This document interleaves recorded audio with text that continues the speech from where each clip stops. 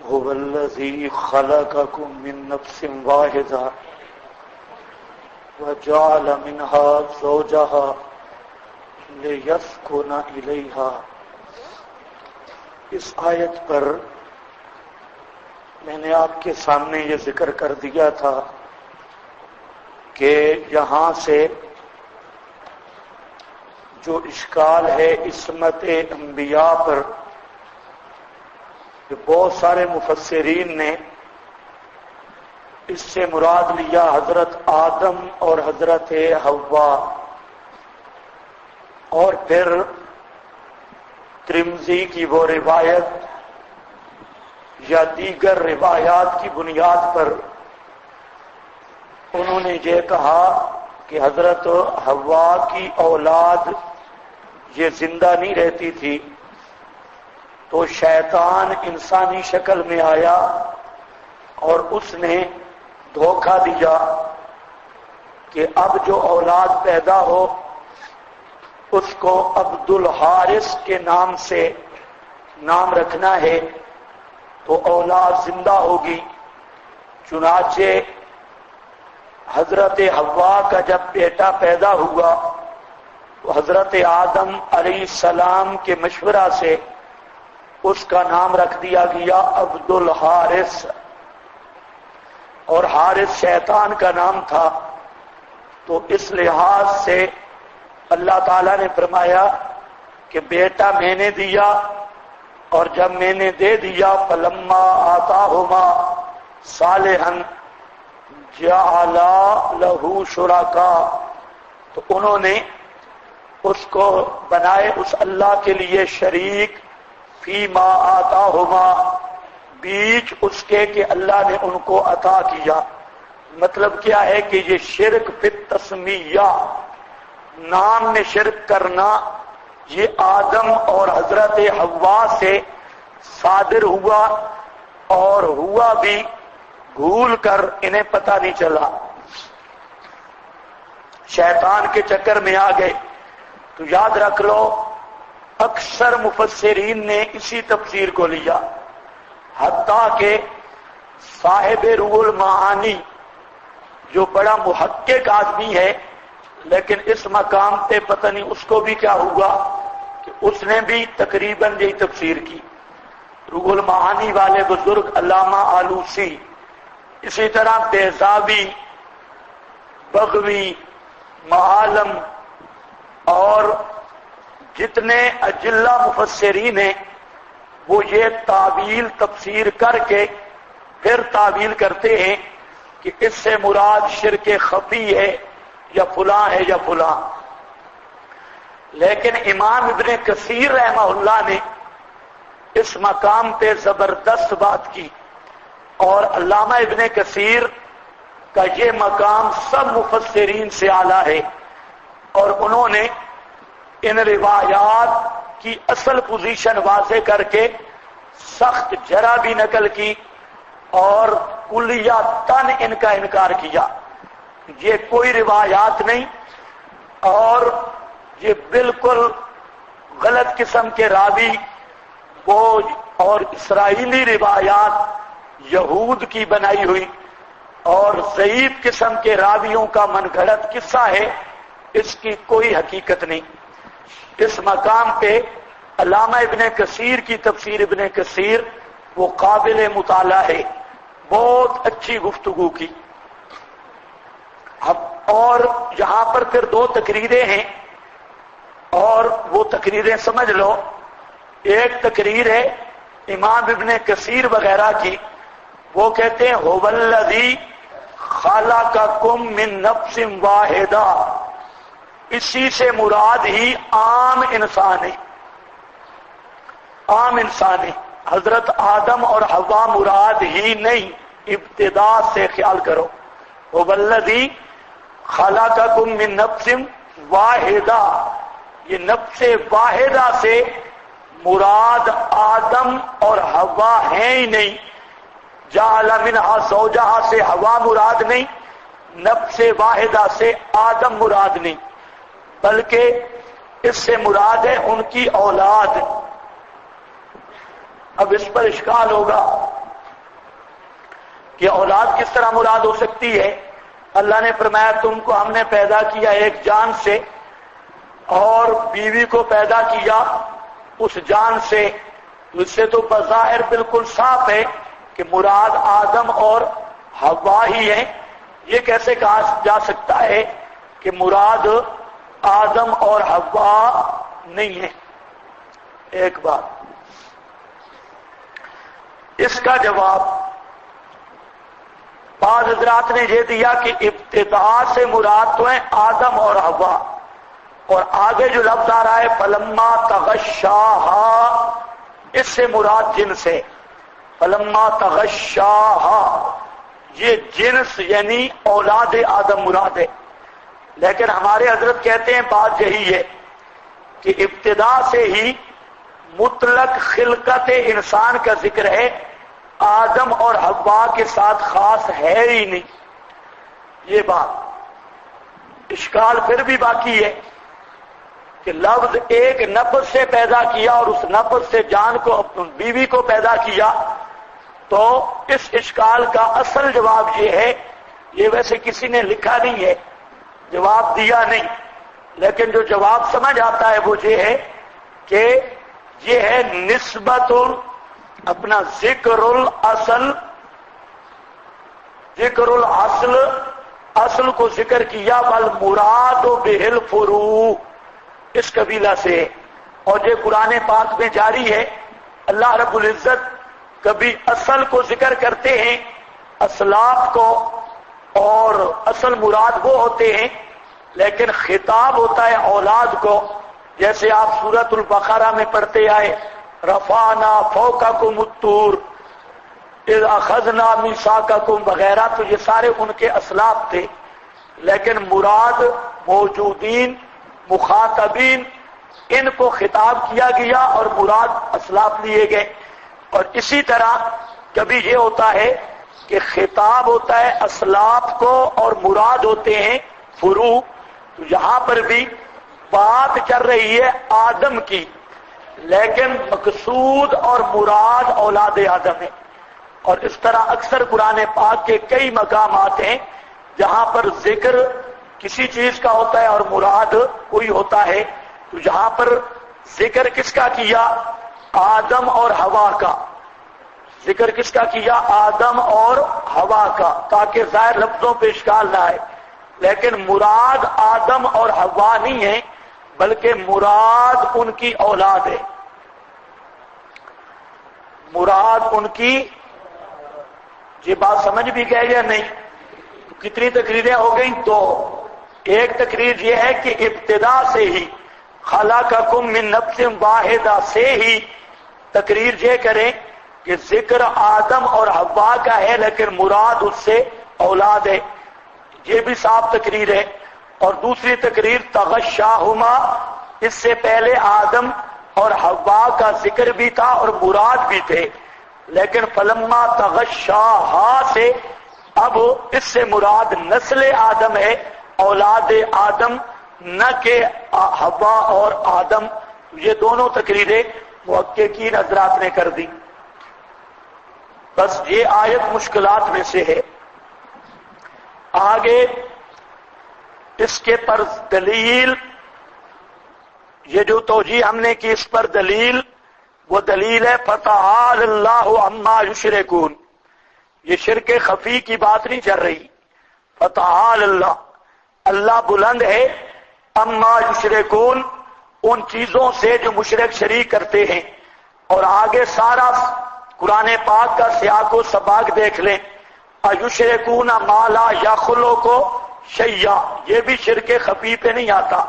کیا شریک کرتے ہیں اللہ تعالیٰ کے ساتھ ایسی چیز کو لا یخلق شیئا، جو کسی چیز کو پیدا نہیں کر سکتی، وہم یخلقون، اور وہ خود مخلوق ہیں، لا یستطیعون لہم نصرا ولا انفسہم ینصرون، نہ وہ ان کی مدد کر سکتے ہیں نہ اپنی مدد کر سکتے ہیں۔ تو یہ ساری ایتیں دیکھ لیں، یہاں شرک خفی نہیں بن سکتا۔ یہ کس شرک کا تذکرہ ہے؟ شرک جلی، شرک المشرکین کا تذکرہ ہو رہا ہے، لہذا وہ تعویل بالکل مردود اور باطل ہے، اور روایات ضعیفہ اور مبنی پر اسرائیلیات ہے، ہم اس کے ماننے کے کوئی مکلف نہیں، بلکہ اس کو رد کرنا یہ واجب ہے، چاہے وہ روح المعانی میں ہو، بغوی میں ہو، بیضابی میں ہو، سراج منیر میں ہو، جس تفسیر میں بھی ہو، اس تفسیر کا رد کرنا یہ واجب ہے۔ وجہ رد اس لیے کہ عصمت الانبیاء کا مسئلہ یہ قطعی ہے، اور ضابطہ ہے کہ قطعی کے مقابل کوئی ظنی دلیل نہیں چل سکتی، اس لیے اس قانون کے تحت اگر خبر واحد صحیح، کل بھی میں نے ذکر کیا نا، بخاری میں بھی آ جائے، قانون ہے، قانون سے خبر واحد ٹکر نہیں لے سکتی۔ عصمت الانبیاء کا مسئلہ بالکل قطعی مسئلہ ہے اور آ بھی رہا ہے اپنے مقام پہ، تو اس قسم کی روایات اس کو بالکل فضربوہا علی الجدار، اس کو دیوار پر مارنے کے قابل ہیں، اور کبھی بھی ان پر اعتماد نہیں کیا جا سکتا۔ اب دیکھو، بے شک ولی، اچھا جی، ولی اللہ ہے الذی نزل الکتاب، جس نے نازل کی کتاب، یعنی دلیل خاص، ہوا یتولی الصالحین، وہی متولی ہے صالحین کا۔ یا متولی کے کئی معنی کیے گئے، متولی کا معنی ناصر بھی، اور اس کا قرینہ پیچھے موجود ہے، ولا انفسہم ینصرون، وہ جو معبودان باطلہ ہیں وہ نہ اپنی مدد کر سکتے ہیں، نہ اپنے پکارنے والوں کی کر سکتے ہیں۔ اور یہاں فرمایا یتولی الصالحین، اللہ متولی ہے صالحین کا، کیا مطلب؟ ناصر الصالحین، اللہ صالحین کی امداد کرتا ہے، اور جو مشرک ہیں غیر صالح طالحین، ان کے معبود ان کی امداد نہیں کرتے۔ اور دوسرا معنی یتولی کا عام ہے، یہ تولی بالنصر ہو یا تولی بالحفظ ہو، حفاظت کرنا ہو، امداد کرنا ہو، تو اللہ حفاظت کرتا ہے صالحین کی، اللہ مدد کرتا ہے صالحین کی۔ والذین تدعون من دونہ، اور وہ ہستیاں جن کو تم پکارتے ہو مشرکو، من دونہ سوا اس کے، لا یستطیعون نصرکم، وہ نئی طاقت رکھتے تمہاری مدد کرنے کی تمہارے دشمن کے مقابلہ میں۔ بلا انفسہم ینصرون، اس کو پھر لایا گیا یہ بتانے کے لیے کہ ہوا یتولی الصالحین، مدد کرنے والا صرف اللہ ہے، اللہ کے سوا جو مشرک جن کو پکارتے ہیں وہ مدد نہیں کرتے۔ اب یہاں یہ بھی سمجھ لو، تدعون کا کیا معنی ہے؟ تدعون من دونہ، یعنی یطلبون الحوائج، یہاں دعا طلب حوائج کے معنی میں ہے، یطلبون الحوائج، جو حاجتیں طلب کرتے ہیں اللہ کے سوا دوسرے معبودوں سے جو ان کے مظلومہ ہیں، وہ نئی طاقت رکھتے نصرکم، تمہاری مدد کی۔ اور آج کل کہتے ہیں جی کسی کو خطاب نہیں کرنا چاہیے، قرآن خطاب نہیں کر رہا نا، کیوں؟ سمن، قرآن خطاب کر رہا ہے یا نہیں کر رہا؟ کہتے ہیں مسئلہ یوں بیان کرو، کسی کو خطاب نہ کرو، کسی کو مخاطب نہ کرو، بس اس طرح کر کے مسئلہ بیان کرو، کسی کو مخاطب نہ بناؤ۔ اب دیکھو قرآن مخاطب بنا رہا ہے یا نہیں؟ اللہ کرے پتہ چل جائے، تدعون صیغہ خطاب کا ہے۔ والذین تدعون، اور وہ ہستیاں کہ تم پکارتے ہو مشرکو، من دونہ سوائے اللہ کے، لا یستطیعون، وہ نئی طاقت رکھتے نصرکم، تمہاری امداد کی، ولا انفسہم ینصرون، نہ وہ اپنی امداد کر سکتے ہیں۔ وَإِن تَدْعُوهُمْ، اگر تم بلاؤ ان کو، اِلَى الْهُدَىٰ، طرف ہدایت کے، لا یسمعو وہ سنیں گے نہیں، وتراہم اور دیکھے گا تو ان کو، ینظرون الیک وہ گویا کہ دیکھ رہے ہیں طرف تیرے، وہم لا یبصرون اور وہ دل سے سمجھتے نہیں۔ تراہم مشرکوں کی طرف پھیرو کہ مشرکوں کو دیکھے گا تو وہ آپ کو دیکھ رہے ہیں یعنی سن رہے ہیں، وہم لا یبصرون حالانکہ وہ سمجھتے کچھ بھی نہیں۔ بعد نے تراہم کو پھیرا ہے آلہہ کی طرف کہ دیکھے گا تو ان الہوں کو گویا کہ وہ تیری طرف دیکھتے ہیں، کیونکہ ان کی بھی آنکھیں بنی ہوئی ہیں اور کھلی ہوئی ہیں، تو ان کی شکلیں ایسی بنی ہیں گویا کہ وہ تمہیں دیکھ رہے ہیں۔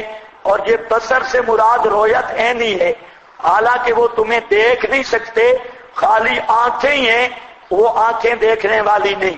خذ العفو یہ تسلی ہے، اور اصول فوز نمبر اول خذ العفو اب معاف کرتے رہو، وامر بالعرف اور حکم کرتے رہو معروف کا یعنی مسئلہ بیان کرتے رہو، وعارض عن الجاہلین اور اعراض کرو جاہلین سے۔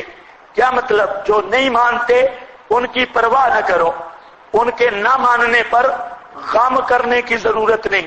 وَإِمَّا يَنزَغَنَّكَ اور اگر چوک لگائے تجھ کو شیطان، نازغن چوک لگانا، یا چوک سے مراد ہے غصہ، اگر شیطان تجھے غصہ دلا دے فاستعذ باللہ تو اللہ کی پناہ میں آ اور کہے اعوذ باللہ السمیع العلیم انہ سمیع علیم بے شک وہ اللہ سننے والا جاننے والا ہے۔ ان الذین یہاں سے یہ مسئلہ بیان کیا کہ میرے پیغمبر خذ العفو یہ بھی ایک طریقہ ہے، ہر انسان کے دشمن ہیں، ہر انسان کے، انبیاء کے بھی دشمن ہیں، تو دشمنوں کے ساتھ برتاؤ کرنے کا طریقہ قرآن بتا رہا ہے۔ خذ العفو عفو کو کہتے ہیں کہ آنکھ پھیر لینا، بالکل توجہ نہ کرنا، عفو ان کو معاف کر دو۔ معاف کرنے کا مطلب ہے یہ جو ذاتی تجاوزات کرتے ہیں ان کی پرواہ نہ کرو اور ان کے ساتھ گزارا کرو۔ وامر بالعرف اور تو اپنے مشن میں جاری رہ، مسئلہ بیان کرتا رہے، اور جاہل مشرکوں سے اعراض کر، یعنی مسئلہ بیان کر اور ان سے الجھنے کی ضرورت نہیں۔ آپ کا کام ہے مسئلہ بیان کرنا، زیادہ الجھاؤ کی ضرورت نہیں، مسئلہ بیان کر دو اور ان سے اعراض کرو۔ اور اگر کہیں شیطان غصہ دلا بھی دے فاستعذ باللہ تو اللہ کی پناہ میں آ، انہ سمیع علیم۔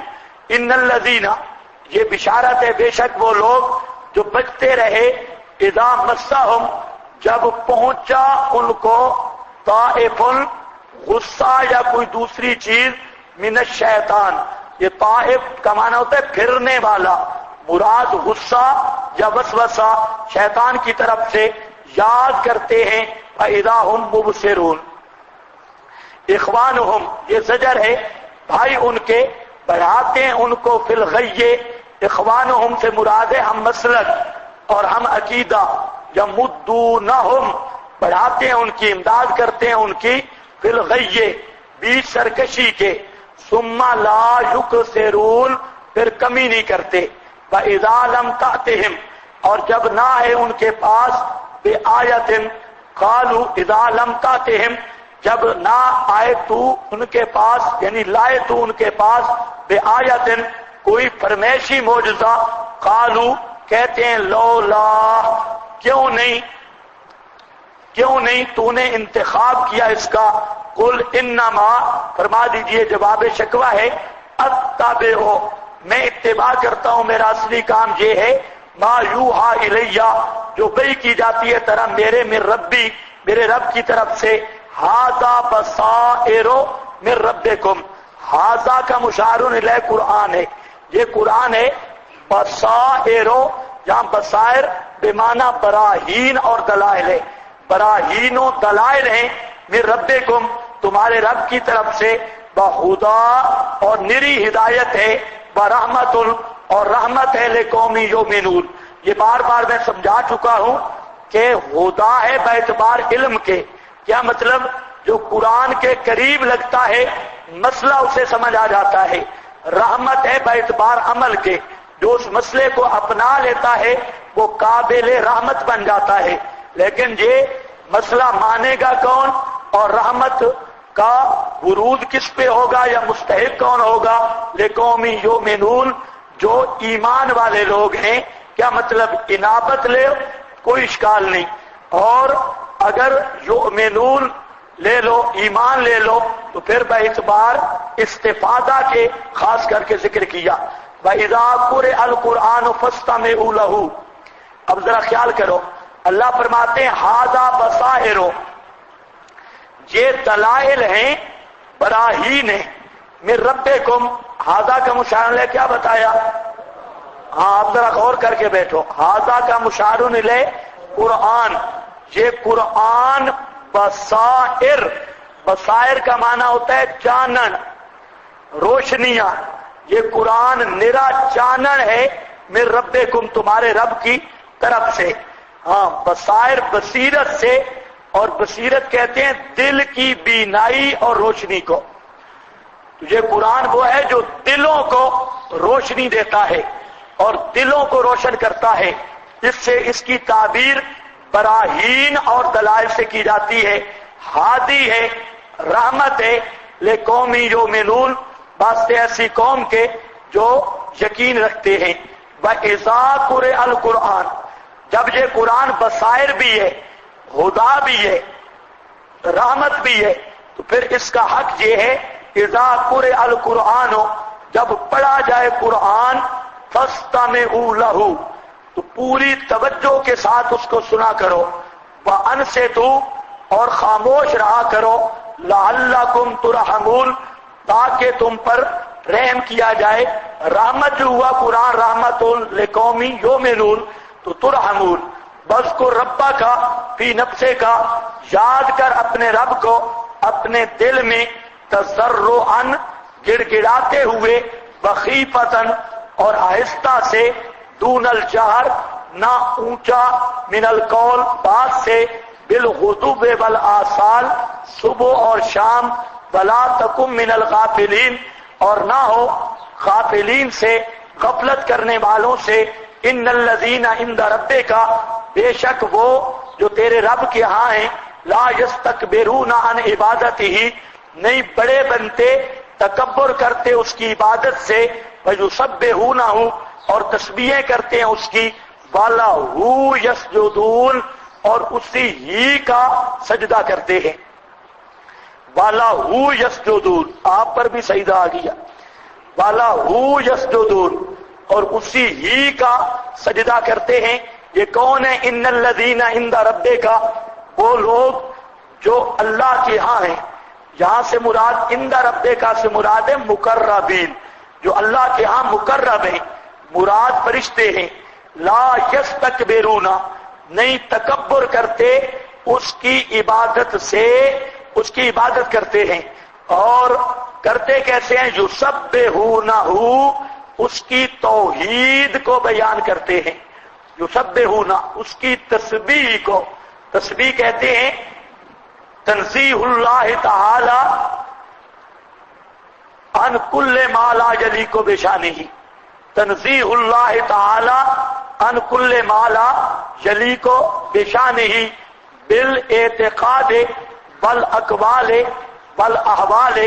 آدمی اپنے بات، عقیدہ، حالت سے اللہ تعالیٰ کو ہر اس چیز سے پاک سمجھے جو اللہ کی شان کے مناسب نہیں، اس کا نام ہے تسبیح۔ بالخصوص شرکاء سے پاک سمجھنا، سبحان اللہ عما یشرکون، وَلَهُ یسجدون، سجدہ بھی اسی کا کرتے ہیں۔ یہ جو یسبحون کے نیچے لکھا ہے توحید لسانی، زبان کی توحید یہی ہے، اللہ کی پاکیاں بیان کرنا، اور وَلَهُ توحید الجوار، اعضاء کی توحید یہ ہے کہ اعضاء صرف اسی کے سامنے جھکیں اور کسی کے سامنے نہ جھکیں، تو یہ توحید الجوار ہے۔ اب درمیان میں مسئلہ آ گیا بَإِذَا قُرِئَ الْقُرْآنُ فَاسْتَمِعُوا لَهُ وَأَنصِتُوا۔ یہاں تھوڑا غور کر لو، یہاں سے مسئلہ چلتا ہے فاتحہ خلف الامام کا، فاتحہ خلف الامام۔ اصل بات اس کی آ رہی ہے پوری مفصل، لیکن جہاں تھوڑا سا اس کا نمونہ سن لو۔ سب سے پہلی بات یہ ہے کہ یہاں پر دو اختلاف ہیں۔ ایک اختلاف ہے بین ائمۃ المجتہدین، ائمہ مجتہدین کا اختلاف کہ امام کے پیچھے فاتحہ پڑھنی ہے یا نہیں، اور ایک ہے اختلاف المسلمین و غیر المقلدین، ایک ہے مسلمانوں کا غیر مقلدوں کے ساتھ اختلاف، دونوں کا فرق ہے۔ یہ غیر مقلد دونوں چیزوں کو رلا ملا دیتے ہیں۔ یاد رکھو، ایک اختلاف ہے ائمۃ المجتہدین کا، جو مجتہدین امام گزرے ان کا اختلاف، اور دوسرا اختلاف ہے غیر مقلدین کا۔ جہاں تک ائمہ مجتہدین کا اختلاف ہے وہ اختلاف رحمت ہے، اور ہر ایک کی اپنی تحقیق ہے، ادلہ ہے، لیکن یاد رکھو غیر مقلدین یہ اہل بدعت کا ٹولہ ہے، اور یہ غالی ہیں، انہوں نے ہر مسئلہ میں غلو کیا، لوگوں کو دھوکہ دیتے ہیں صرف ناموں سے۔ تو قرات خلف الامام کے متعلق جو ائمۃ المجتہدین کا اختلاف ہے، چار اماموں کا، وہ بالکل فروعی قسم کا اختلاف ہے۔ صرف اس حد تک امام ابو حنیفہ رحمہ اللہ وہ قرات خلف الامام کے مطلقاً قائل نہیں، امام ابو یوسف بھی، امام محمد بھی وہ قرات کے قائل نہیں، اور امام مالک اور امام احمد یہ دونوں بزرگ سری میں قائل ہیں، اور جاری نمازوں میں یہ بھی قرات کے قائل نہیں۔ امام کے پیچھے جو خلف الامام کوئی سورت ہو، سورہ فاتحہ وغیرہ، کسی قرات کے قائل نہیں۔ اور امام شافعی رحمہ اللہ کے قول سے پتہ چلتا ہے کہ وہ خود قائل ہیں، سری میں بھی جاری میں بھی، لیکن چاروں اماموں میں سے ایک امام بھی ایسا نہیں جو یہ کہتا ہو کہ قرات خلف الامام کے بغیر نماز ہی باطل ہے۔ یہ چاروں اماموں میں سے کسی کا مذہب نہیں، یہ غیر مقلدین کا مذہب ہے۔ یہ اختلاف ہے کہ پڑھنی چاہیے یا نہیں، یہ اس کی حیثیت ہے کیا، اس میں تو اختلاف چلتا رہا، لیکن یہ کہنا کہ امام کے پیچھے قرات نہ ہو تو نماز ہی باطل ہے اور نماز ہی کوئی نہیں، یہ غیر مقلدین کی بدعت ہے، بدعت و غیر المقلدین۔ اور یہ یہود و نصارہ کی طرح ان کا غلو فی الدین ہے۔ ہاں اگر صرف پڑھتے تو اختلاف کرنے کا مطلب ہی کوئی نہیں ہے، لیکن اصل جو بنیاد ہے ان کے ساتھ جھگڑے کی وہ یہ ہے کہ یہ کہتے ہیں کہ نماز ہی نہیں، جو امام کے پیچھے فاتحہ نہ پڑھے اس کی نماز کوئی نہیں، پھر اس پر فٹ کریں گے من ترک الصلاۃ متعمدا فقد کفر، تو جو منہ میں آیا وہ بکتے چلے گئے۔ تو بہرحال یہ بات ذہن میں رکھ لو، مجتہدین کا اختلاف ہے صرف پڑھنا چاہیے یا نہیں، اور غیر مقلدین کے ساتھ اختلاف کیا ہے، نماز ہوتی ہے یا نہیں۔ دونوں کا فرق ہے یا نہیں؟ کوئی فرق نہیں، یہ ہمارے ساتھ ہی فرق نہیں کرتے، یہ دونوں باتوں کا فرق ہے۔ نماز ہونا نہ ہونا یہ امر دیگر ہے، پڑھنا نہ پڑھنا فاتحہ کا یہ مسئلہ اور ہے۔ تو اس لیے میں بات کر رہا ہوں ہونے نہ ہونے سے، کہ نماز ہوتی ہے یا نہیں۔ تو یاد رکھ لو امام احمد بن حنبل رحمت اللہ علیہ، مغنی ابن قدامہ میں بھی ان کی عبارت ہے، امام ابن تیمیہ کی فتاوی میں بھی، اور بھی علماء نے نقل کی تو امام احمد بن حنبل سب سے آخری مجتہد ہیں، امام شافعی کے بھی شاگرد ہیں، بعد میں آتے ہیں۔ امام احمد نے لکھا کہ ھذا النبی و اصحابہ، یہ نبی پاک صلی اللہ علیہ وسلم اور آپ کے صحابہ و ثوری و فلاں و فلاں و فلاں، یہ نام گنوا کر کہتے ہیں کہ لم یکل احد من المسلمین، مسلمانوں میں سے ایک آدمی بھی ایسا نہیں جو یہ فتویٰ دیتا ہو کہ فاتحہ خلف الامام کے بغیر نماز نہیں ہوتی۔ لم یکل احد من المسلمین، مسلمانوں میں سے کسی ایک کا فتویٰ بھی نہیں۔ کون کہہ رہا ہے؟ امام احمد اپنے زمانے کی بات کر رہا ہے، کہتے ہیں نبی پاک، نبی کے صحابہ اور فلاں فلاں فلاں فلاں امام، آج تک لم یکل احد من المسلمین، مسلمانوں کا ایک عالم بھی یہ فتویٰ نہیں دیتا کہ اگر فاتحہ امام کے پیچھے نہ پڑھی جائے تو نماز نہیں ہوتی۔ یہ فتویٰ دینے والا امام احمد کے زمانے تک کوئی آدمی نہیں تھا۔ آپ نے بدعت کی کیا تعریف پڑھی ہے؟ وہ کہتے ہیں نبی پاک نے بھی یہ فتویٰ نہیں دیا، صحابہ نے بھی یہ فتویٰ نہیں دیا، اور یہ فتویٰ کون دے رہے ہیں؟ گہرے تو بدعتی کے سینگ ہوتے ہیں۔ اصل ان کی بدعت یہ ہے کہ یہ جو غلو کیا، جو فتویٰ صحابہ نے بھی نہیں دیا اور نبی پاک علیہ السلام نے بھی نہیں دیا، اس کو مذہب کے طور پہ پیش کرنا اور ہر جگہ پہ دنگا فساد اور فتوے لگانا کہ نمازیں نہیں، تو یہ میرا دعویٰ ہے، یہ مستقل ایک موضوع ہے کہ غیر مقلدین اس حکم میں بدعتی ہیں، غالی ہیں اور بالکل گمراہ ہیں۔ یہ حکم کسی امام کا نہیں، مجتہدین کا نہیں، یہ میں زور اس لیے لگا رہا ہوں کہ آپ کو بھی دھوکہ دیتے ہیں جی اماموں کا اختلاف ہے، فلانے کا اختلاف ہے۔ میں کہتا ہوں اماموں کا اختلاف یہ نہیں کہ نماز ہوتی ہے یا نہیں، یہ اختلاف ہے غیر مقلدین کا۔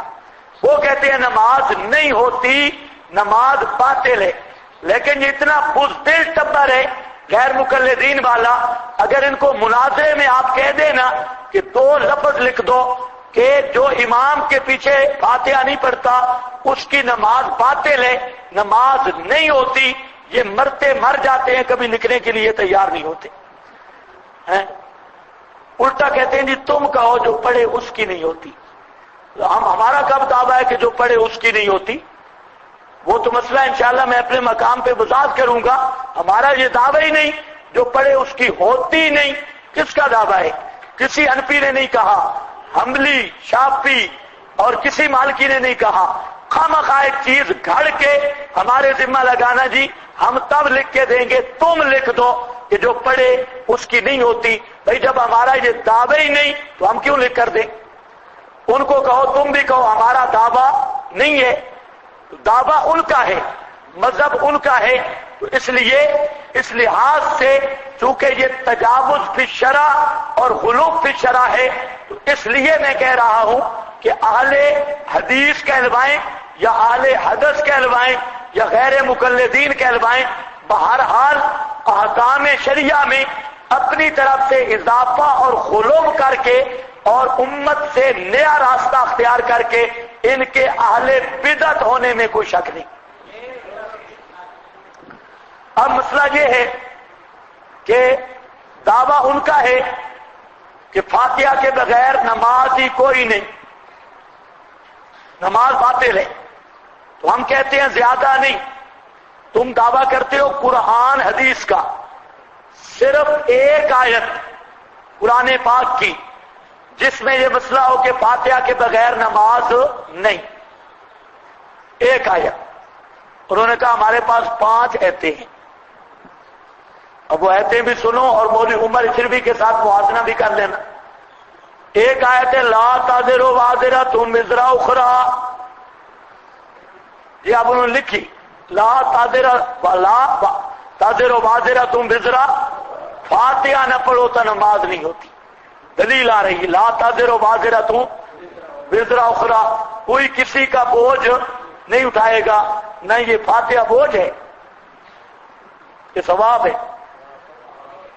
اب دماغ بھی دیکھو نا خشکی کا مارا ہوگا.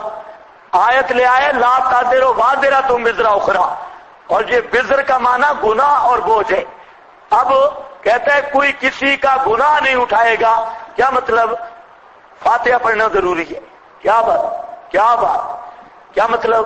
فاتحہ وزر ہے، گناہ ہے. اب اسی سے پوچھو چلو لا تازر وازرۃ وزر اخری مان لیتے ہیں 2 منٹ کے لیے کہ فاتحہ بھی وزر ہے اور گناہ ہے. تمہارا فاتحہ پڑھنے پر تو نظریہ ہے، لیکن فاتحہ کے بعد والی سورت تو صرف امام پڑھتا ہے، غیر مقلدین کا مقتدی نہیں پڑھتا. تو اب لا تازر صرف فاتحہ کے ساتھ لگ رہی ہے، بعد والی سورت کے ساتھ کیوں نہیں لگتی؟ اور بزرگوں اگر لا تازر فاتحہ کے ساتھ لگتی ہے تو بعد والی سورت کے ساتھ بھی لگے نا. بعد والی مقتدی پڑھے، لیکن جہاں صرف فاتحہ پر لگا. اچھا پھر امام جار کرتا ہے غیر مقلدین کا اور مقتدی سرن قرات کرتا ہے، جاری میں امام کا جار ہے، تو یہاں کیوں نہیں آیا لا تازر وازرۃ وزر اخری؟ جہاں پر بھی آنا چاہیے. جس طرح امام جار کر رہا ہے تو وہ جار مقتدی کا تو نہیں اٹھا سکتا. اگر جار وزر ہے تو پھر مقتدی کو بھی جار کرنا چاہیے. اسی طرح اور بھی جو تقسیم ہے وہ تو بہت ساری چیزیں ہیں. اسی طرح غیر مقلد ہر ایک کو اذان بھی کہنی چاہیے، کیونکہ لا تازر وازرۃ وزر اخری. تکبیر بھی سب کو کہنی چاہیے، لا تازر وازرۃ وزر اخری. اور غیر مقلد مرد کو بچے بھی جننے چاہیے، لا تازر وازرۃ وزر اخری. اس کا بوجھ وہ بیچاری کیوں اٹھائے؟ 1 سال غیر مقلد زنانی بچہ جنے، دوسرے سال مرد، وہ اس کا بوجھ اٹھائے، وہ اس کا. تو لا تازر بوجھ اس کا ہے، یہ کیوں اٹھاتی ہے لا تازر وازرۃ وزر اخری؟ تو اس سے تو کام بہت لمبا ہو جائے گا. تو آیت کو غلط استعمال کرنے کی وجہ سے اذان، تکبیر، خطبہ، مقتدی کا جہر، ما زاد الفاتحہ سورت اور بھی بہت ساری چیزیں ہیں. یہ ساری چیزیں صرف فاتحہ پر تو لگ گیا لا تازر، لیکن باقی چیزوں پر کیوں نہیں لگا؟ تو یہ ہوتا ہے، اس کا نام ہوتا ہے تحریف قرآن.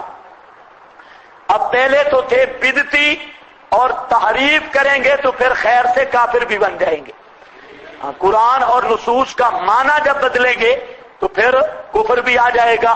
نفس مسئلہ کی وجہ سے بدعت ہوگی، تحریف کی وجہ سے کفر بھی لازم آئے گا. تو اس لیے یاد رکھو دوسری دلیل اس نے دی لیس للانسان الا ما سعی. پتہ لگا مقتدی فاتحہ نہ پڑھے مقتدی کی نماز نہیں ہوتی. لیس للانسان الا ما سعی، یہ دلیل دی. اب اس سے کوئی پوچھے فاتحہ کے کون سا لفظ فاتحہ کا ترجمہ ہے اور کس لفظ کا ترجمہ فاتحہ ہے، اور مقتدی پھر امام کے پیچھے یہ ساری قیدیں کس طرح لگائی ہے، تو یہ نہ پوچھو ختم ثابت ہے، ختم اللہ علی قلوبہم. یہ اسی طرح کا استدلال ہے، اور اس پر انشاءاللہ میں پوری بات کروں گا فرقہ عثمانیہ کے استدلال کے جواب میں. اس کو بند کرو تھوڑا، یہ ایک دن ہی لاؤڈ سپیکر چلتا ہے بس.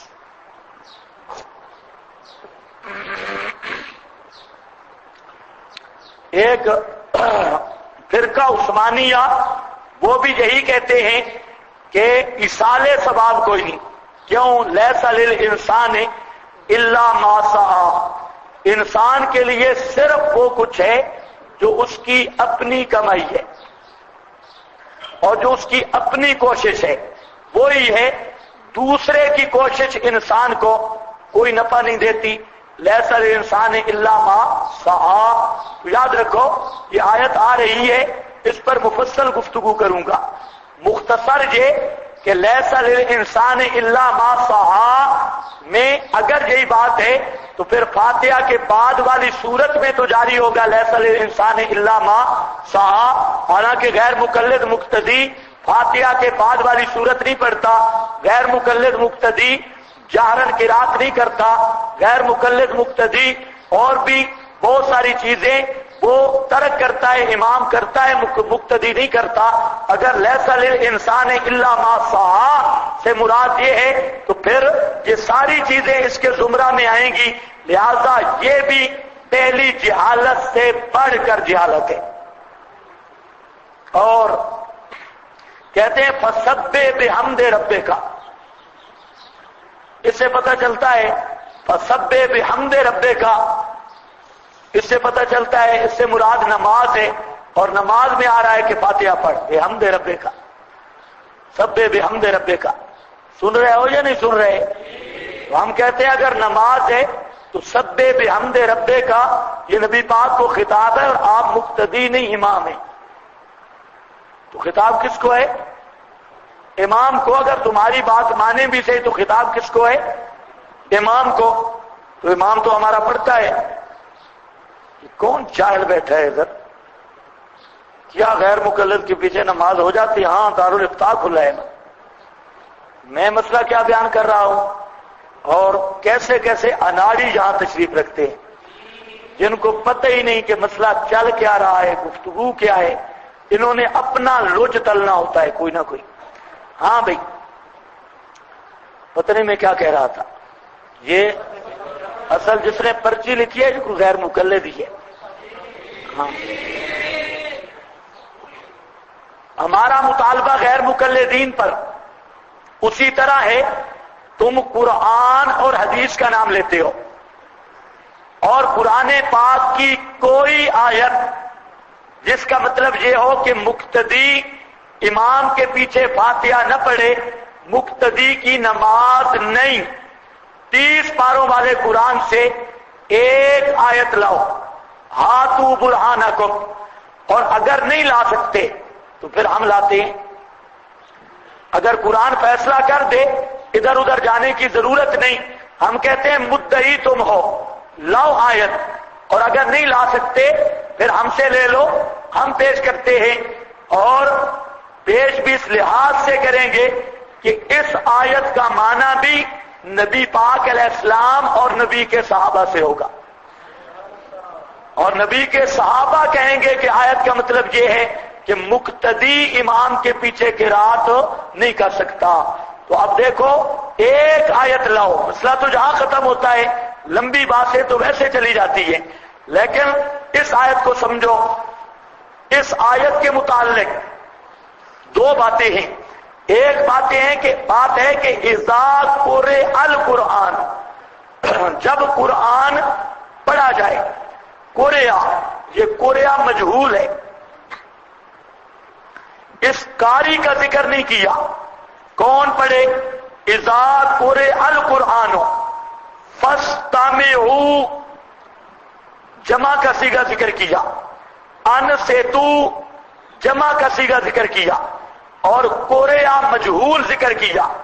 اب باقی چیزیں تو واضح ہیں، استماع کا مطلب توجہ قلب سے سننا، اور دل کی توجہ تب ہوتی ہے، ایک ہوتا ہے سمع، ایک ہوتا ہے استماع، دونوں میں فرق ہے۔ زیادت اللفظ تدل علی زیادت المعنی، تو استماع کا معنی ہوتا ہے دل کی توجہ سے سننا، اور دل کی توجہ تب ہو سکتی ہے کہ زبان کو حرکت نہ ہو اور وجود دوسری طرف مشغول نہ ہو۔ اگر مشغولیت دوسری طرف ہے، یا زبان کو ہلاتا ہے یا خود پڑھتا ہے، تو اس صورت میں سمع تو ہو سکتا ہے لیکن استماع نہیں ہو سکتا۔ استماع کا قرآن نے کہا، کیا مطلب؟ کہ اس کو پوری توجہ سے سن، صرف سننا نہیں، جس میں لا تحرک بھی لسانہ کا، لا ان وہاں پر بھی آیا، لا تحرک، زبان کو حرکت نہیں دے سکتا، تو ایک بات، اور دوسرا ان سے تو انصات کرو، خاموش رہو، یہ پھر حکم آ گیا، حکم دو آئے۔ اب ذرا سمجھنا ہے کہ یہاں جو اصل مسئلہ ہے وہ یہ ہے کہ یہ قاری کون ہے۔ اتنا پتہ چل گیا کہ قاری قرآن پڑھے تو تم فاستمعوا لہ وانصتوا، باقی لوگوں نے توجہ بھی کرنی ہے، خاموشی بھی کرنی ہے۔ اب مجہول رہا فاعل۔ اب آؤ مسلم شریف میں، یا بخاری میں، مسلم کے اندر صاف حدیث ہے حضرت ابو موسیٰ اشعری رضی اللہ تعالیٰ عنہ سے، فرماتے ہیں کہ نبی پاک صلی اللہ علیہ وسلم نے علمنا صلاتنا، آپ نے ہمیں نماز سکھلائی، علمنا صلاتنا، آپ نے ہمیں نماز سکھلائی، تعلیم دی. اور آپ نے فرمایا کہ جب نماز پڑھنے لگو ایک کو امام بنا لو، اذا کبر الامام فکبروا، جب امام تکبیر کہے تم تکبیر کہو، وَإِذَا قَرَأَ، اور جب امام قرات شروع کرے فَأَنصِتُوا، تم خاموش ہو جاؤ. اب یہ بات سمجھ رہی ہے، اذا کبر الامام، جب امام تکبیر کہے تو تم نے کیا کہنی ہے؟ تکبیر. وَإِذَا قَرَأَ، تکبیر کے بعد امام سورہ یاسین پڑھتا ہے. تکبیر کے بعد قرات کہاں سے شروع ہوتی ہے؟ سورہ، یہ تو پکی بات ہے نا. اذا قرأ، امام تکبیر کہے تم تکبیر کہو، امام قرات کرے قرآن پڑھے تم خاموش ہو جاؤ. انصتوا. اب اس حدیث نے ایک تو یہ فیصلہ کر دیا کہ قرئ کا جو فاعل تھا وہ ہے امام. تفسیر القرآن بالحدیث، اذا قرئ، قرئ کا فاعل نہیں معلوم ہو رہا تھا، اور وہاں آ گیا اذا کبر الامام فکبروا واذا قرأ فانصتوا. تو اس حدیث نے یہ فیصلہ کر دیا کہ قرأ کون ہوگا؟ امام. امام پڑھے گا اور تم کیا کرو گے؟ خاموشی اختیار. تو وہاں جو امام نہیں مل رہا تھا قرآن سے، حدیث سے وہ قاری مل گیا، امام مل گیا. اب اس حدیث کو تفسیر کے طور پہ صرف ہم نہیں کہہ رہے، امام ابن کثیر وہ شافعی المسلک ہے، حنفی بھی نہیں، لیکن امام ابن کثیر نے اپنی تفسیر میں اس آیت کی تفسیر کرتے ہوئے حضرت ابو موسیٰ اشعری کی یہی روایت نقل کی. اب یہ غیر جانبدار آدمی ہے، حنفی نہیں شافعی ہے، لیکن یہاں ابن کثیر میں اس آیت کی تفسیر اس حدیث سے کی تو معلوم ہوتا ہے کہ یہ صرف ہماری اختراع نہیں کہ ہم اس حدیث کو تفسیر بنا رہے ہیں. جو اجلہ مفسرین ہیں انہوں نے بھی اس حدیث کو بطور تفسیر کے ذکر کیا، جو اس بات کی بین دلیل ہے کہ یہ حدیث اس آیت کی تفسیر ہے. اور ہے کیسے کہ وہ جو قاری مجہول تھا اس حدیث نے وہ قاری متعین کر دیا، اور وہ قاری کون ہے؟ امام.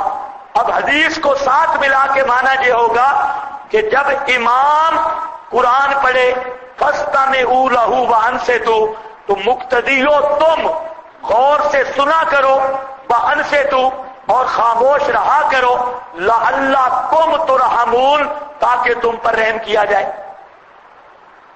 یہ بات سمجھ گئے؟ حدیث کو ساتھ ملا کے ترجمہ سمجھ آ جائے گا. اچھا، ہم نے اپنی طرف سے کوئی بات کی؟ کہتے ہم قرآن حدیث مانتے ہیں، ہم کہتے آؤ نا بچوں مانو، آیت ہے اور حدیث ہے. اور پھر آیت کی جو ہم تفسیر بنا رہے ہیں وہ بھی اپنی طرف سے نہیں، مفسرین حضرات سب نے، جو بھی مفسرین چاہے شافعی ہوں یا دوسرے مسلک کے، انہوں نے بھی اس حدیث کو بطور تفسیر کے ذکر کیا. تو ہمارا استدلال تو یہاں کام ہو گیا، ہمیں اور کرنے کی ضرورت ہی نہیں. اور یہ روایت جو ہے ابو موسیٰ اشعری کی، یہ مسلم میں ہے، اور جب امام مسلم نے یہ بیان کیا ان کا شاگرد بول پڑا. شاگرد نے کہا کہ استاد جی اس کے ساتھ ایک اور حدیث بھی ہے، اور وہ ہے حضرت ابو ہریرہ کی، وہ نسائی میں ہے، وہ آپ نے کیوں نہیں یہاں ذکر کی؟ آگے امام مسلم کے لفظ سننا. امام مسلم کہتے ہیں ہوا اندی صحیح، ابو ہریرہ کی روایت بھی میرے نزدیک صحیح ہے، ہوا اندی صحیح، وہ بھی میرے نزدیک صحیح ہے، لیکن یہاں پر میں نے ہر صحیح کو نہیں نقل کیا، میں نے جہاں پر جو روایات نقل کی وہ نقل کی ما اجمعوا علیہا، جن کے صحیح ہونے پر محدثین کا اتفاق ہے، جن کے صحیح ہونے پر محدثین کا اجماع ہے، وہ روایتیں میں نے نقل کی. اب دوسرا نمبر آ گیا، روایت بھی وہ جس کی صحت پر تمام محدثین کا اجماع علیہ دو باتیں. اس پر ارشاد الحق عصری، یہ غیر مقلد عالم ہے اور اس نے کتاب لکھی ہے. ارشاد الحق عصری نے مولانا سرفراز خان صفدر کے جواب دی. ان کی احسن الکلام ہے، تو اس نے کتاب لکھی، اس کے رد میں توضیح الکلام، بڑی کتاب ہے. ویسے اس آدمی نے مولانا سرفراز صاحب کے ساتھ جو ہاتھ رکھا ہے بالکل حق ادا کیا ہے، صحیح زبردست کر کے جواب دیا. ایسا جواب مولوی سرفراز صاحب کو یا نلوی شاہ صاحب نے دیا ہے یا ارشاد الحق عصری نے. میں کتاب دیکھی حیران ہو گیا کہ غیر مقلدین میں تو عقل نہیں ہوتی، پتہ نہیں اس نے کسی سے لکھوایا ہے یا کیا ہے. مولانا سرفراز کی اپنی کتابوں سے گرفت کی، لیکن پوری توضیح الکلام دیکھ لو، اپنے دعوے پہ ایک دلیل بھی پیش نہیں کر سکا. ایک ہے مولانا سرفراز کو جواب دینا، وہ تو گرفت کرتا رہا. ایک ہے اپنے دعوے کو ثابت کرنا. اپنے دعوے پر ارشاد الحق عصری دونوں جلدیں لکھ ڈالی، لیکن ایک دلیل بھی نہیں لکھ سکا، ایک بھی پیش نہیں کر سکا. بس ادھر ادھر کی باتیں، اور ہے ہی نہیں دلیل، لائے گا کہاں سے؟ ایک تو ہے عوام کو مرعوب کرنا اور دھوکہ دینا، ایک ہے اصول پہ گفتگو کرنا. تو وہاں پر ارشاد الحق عصری نے یہ کہا کہ مسلم شریف کی یہ حدیث جو ہے اذا قرأ فانصتوا، کہتا ہے کہ یہ جملہ یہ زیادت ہے اور یہ غیر مقبول ہے.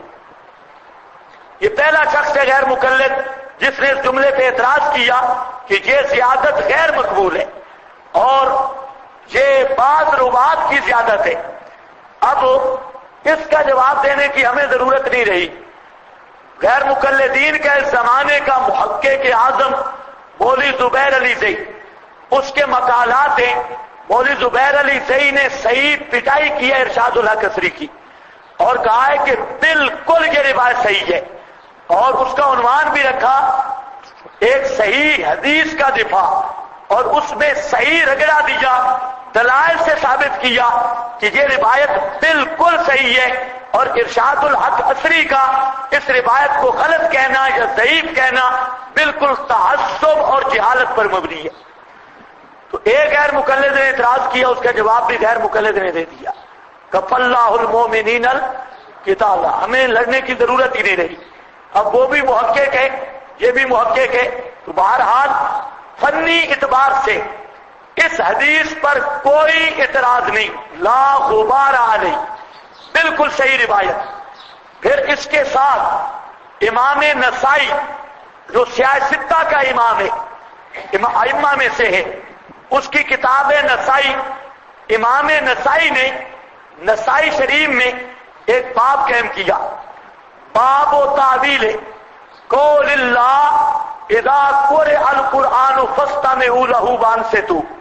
اس آیت پر باب قائم کیا، اور آیت پر باب قائم کرنے کے بعد ایک روایت لائے حضرت ابو ہریرہ سے، اور وہ روایت یہی ہے کہ اذا قرأ الامام فانصتوا، اذا قرأ الامام فانصتوا، جب امام قرات کرے تم خاموش ہو جاؤ. یہ کس کی روایت لایا؟ حضرت ابو ہریرہ کی. اور اس آیت کی تفسیر کرتے ہوئے باب تعویل قول اللہ اذا قرئ القرآن، تو یہ سیاستہ کا امام نسائی وہ بھی کہہ رہا ہے کہ اس آیت کی تفسیر یہ ہے اذا قرأ الامام فانصتوا. آپ میری بات سمجھ نہیں رہے، میں کوئی اور بات عرض کر رہا ہوں. آپ کی ذہن جا رہے ہیں حدیثوں کی طرف، وہ میں پیش ہی نہیں کر رہا. میں آپ کو اس آیت کی تفسیر بتا رہا ہوں اور ساتھ یہ بتا رہا ہوں کہ یہ ہماری اختراعی بات نہیں، محدثین نے بھی اس حدیث کو اس آیت کی تفسیر قرار دیا، اور مفسرین نے بھی اس حدیث کو اس آیت کی تفسیر قرار دیا. اور تفسیر تب ہوتی ہے کہ صرف جہاں قرئ مجہول ہے یہ نہیں سمجھ آ رہا، اور حدیث میں وہ اس کا فاعل متعین ہے، اور وہ کیا ہے؟ امام. اب پہلا طریقہ یہ ہے کہ آپ ان احادیث، حضرت ابو ہریرہ کی حدیث اور حضرت ابو موسیٰ اشعری کی، یہ دو روایتیں دونوں صحیح ہیں، اور دونوں اس آیت کی تفسیر کے طور پہ مفسرین نے بھی ذکر کی، محدثین نے بھی ذکر کی۔ بس اگر آپ اس مضمون کو اچھی طرح ذہن میں بٹھا دیں تو اب تفسیر کر کے ترجمہ ہی کرو، اس کو تفسیر بنا کے، تو مسئلہ حل ہو گیا۔ اب اسی حدیث کو پھر میں تفسیر بنا کے ترجمہ کر رہا ہوں۔ بَإِذَا قُرِئَ، اور جب پڑھا جائے، کون پڑھے جی؟ اور کیا پڑھے؟ تکبیر کے بعد والی سورت، امام پڑھے اور تکبیر کے بعد والی سورت۔ فَاسْتَمِعُوا لَهُ، تم غور سے سنو۔ تم کون؟ وَأَنصِتُوا، تم لَعَلَّكُمْ، تاکہ تم پر رحم کیا جائے۔ اب ایمان سے بتائیں، اس کے باہر بھی کوئی چیز رہ جاتی ہے؟ جب قرآن کا معنی حدیث سے آ گیا، میرا خیال ہے ادھر ادھر جانے کی اب ضرورت ہی نہیں۔ یہی تو خصوصیت ہے امام ابو حنیفہ کی، نہیں تو ہمارے جیسے آدمی کبھی بھی امام صاحب کو ماننے کے لیے تیار نہیں تھے۔ امام کی خصوصیت ہی یہ ہے کہ وہ سب سے مقدم رکھتا ہے قرآن کو، اور یہی فقہ حنفی کی خصوصیات ہیں کہ ہمارے نزدیک اول درجہ قرآن کا ہے، اور اب ہماری دلیل قرآن ہے، اس کی توضیح نبی کا فرمان ہے۔ اب اگلی بات کر رہا ہوں، غیر مقلد بڑا کرتے ہیں، یہ تو سمجھ آ گئی ہے نا بات؟ اگر آپ کو یہ سمجھ آ گئی اور اچھی طرح سمجھ آ گئی تو میں پورا دعویٰ کرتا ہوں کوئی بڑی داڑھی والا غیر مقلد ہو، اور یا بڑے پیٹ والا، اور یا بڑا ملا ہو، اس ایک دیوار کو کبھی نہیں پھلان سکتا۔ اتنا مضبوط استدلال ہے، کسی میں جرت نہیں ادھر ادھر جانے کی۔ یہاں جب اس طرح استدلال کریں گے، اس استدلال کو توڑ کے کوئی دکھائے، آپ میں بھی کسی کی ہمت ہو تو توڑے۔ اب وہ سارے اعتراض گئے، جی آیت خطبے میں نازل ہوئی، جی یہ کافروں کو کہا گیا لعلکم ترحمون، کافروں کو خطاب ہے، فلانوں کو خطاب ہے۔ اب ساری چیزیں ہوا منصورہ گئی، اور کس بنیاد پہ کہ قرآن کا معنی لتبین نبی کی زبان سے آ گیا، اور قرآن کا مفہوم جو نبی کی زبان سے آیا، یہی احناف کا مسلک ہے۔ اب ہم کہتے ہیں اس کے مد مقابل ایک آیت لاؤ جس میں آپ کا مسلک ہو، یا اہل حدیث کہلوانا چھوڑ دو، یا قرآن کے ماننے کا دعویٰ چھوڑ دو، اور کہو ہم صرف حدیث کو مانتے ہیں، اور ہم حدیث کی طرف بھی آتے ہیں، وہاں پر بھی دیکھتے ہیں تمہارے پاس کون سا ذخیرہ ہے۔ تو یا قرآن کا دعویٰ چھوڑ دو، یا قرآن کی آیت لاؤ، اگر نہیں لا سکتے تو پھر مانو۔ اب دوسرا عنوان، وہ جو حدیث ہے ابو موسیٰ اشعری کی رضی اللہ تعالی عنہ، اس کو تھوڑا بند کرو، اس کو بند کرو۔ حضرت ابو موسیٰ اشعری کی اور حضرت ابو ہریرہ کی یہ جو حدیث ہے، اس کے متعلق یہ بات ذہن میں رکھ لو کہ وہاں لفظ آ رہے ہیں علمنا صلاتنا، کہ نبی پاک صلی اللہ علیہ وسلم نے ہمیں نماز سکھلائی۔ علمنا صلاتنا، ہمیں نماز سکھلائی۔ آواز آ رہی ہے نا؟ ہمیں نماز، یہ تو میرا خیال لاؤڈ سپیکر سے زیادہ ہی آ رہی ہے۔ علمنا صلاتنا، ہمیں نماز سکھلائی۔ غیر مقلد کہتے ہیں صلو کما رأیتمونی اصلی، نماز اس طرح پڑھو جس طرح مجھے پڑھتا دیکھو۔ پہلی بات تو یہ ہے کہ اس حدیث کی روح سے غیر مقلدوں پر نماز فرض ہی نہیں۔